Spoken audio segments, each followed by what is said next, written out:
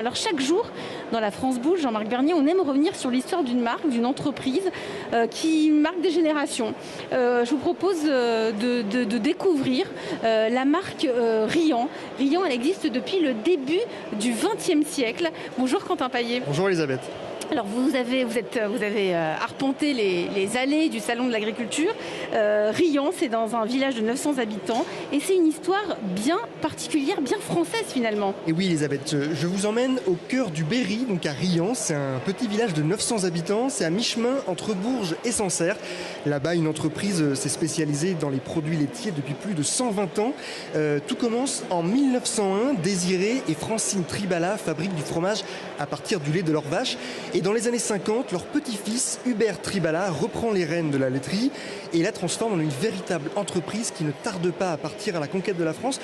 On va entendre Hugues Tribala, qui est le président des laiteries Tribala-Riant, et c'est la 4e génération à la tête de l'entreprise. C'est pour les années 1960. Mon père vendait ses faisselles à Paris et il lui avait été demandé de trouver un nom pour ses faisselles. Tout naturellement, c'était la faisselle de Riant, puisque Riant était notre village. Et ensuite, quand il a ajouté d'autres produits à la gamme, c'était aussi de Riant.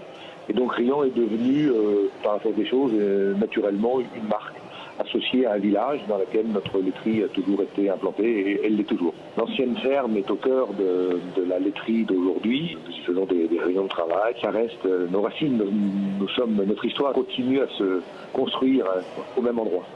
Alors aujourd'hui, Quentin, Riant, c'est plus une laiterie. Elle transforme 131 millions de litres de lait chaque année. Oui, pour des fromages, notamment des fromages de chèvre, des yaourts, mais aussi et surtout pour son produit phare. C'est le produit qui a fait sa renommée. Ah bah oui, la faisselle. C'est la faisselle. Ouais, c'est ça. C'est un des produits les plus simples qui soit sur le papier. On prend du lait, on le coagule avec de la présure animale. On va avec une louche prendre ce caillé pour le mettre dans un panier. C'est ce panier qui s'appelle la faisselle. En fait, c'est un panier avec trou.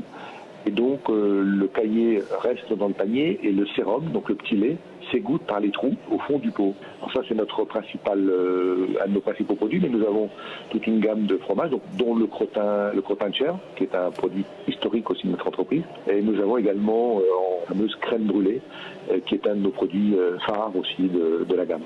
Alors Riant est distribué partout en France, mais l'entreprise est aussi très présente à l'étranger. Royaume-Uni, Belgique, Allemagne, Suisse et aussi les États-Unis. 25 à 30% des ventes de la marque se fait au-delà des frontières françaises. Avec des produits fabriqués en France, mais adaptés, qui ont besoin de durée de vie un peu plus longue pour compenser la durée de logistique de kilomètres à parcourir. Et puis parfois des produits adaptés à certaines cultures qui recherchent des produits qui ne sont pas forcément les mêmes qu'en France. Alors la faisselle ne s'exporte pas beaucoup parce que c'est un produit qui a une durée de vie qui n'est pas extensible. Par contre, les desserts avec du fondant au chocolat, de la crème brûlée, des huiles flottantes, des crèmes vanille, café, gamme. Donc ça, on s'appuie vraiment sur ce savoir-faire qui est reconnu à l'international et on s'appuie vraiment là-dessus. Et le Made in France est très valorisé. Et puis ce qui nous a intéressé aussi en regardant Riant, c'est que c'est resté une entreprise familiale, hein, Quentin, depuis 120 ans.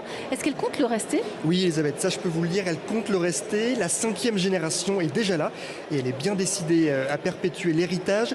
Riant, aujourd'hui, c'est 1500 salariés répartis sur 17 sites de production.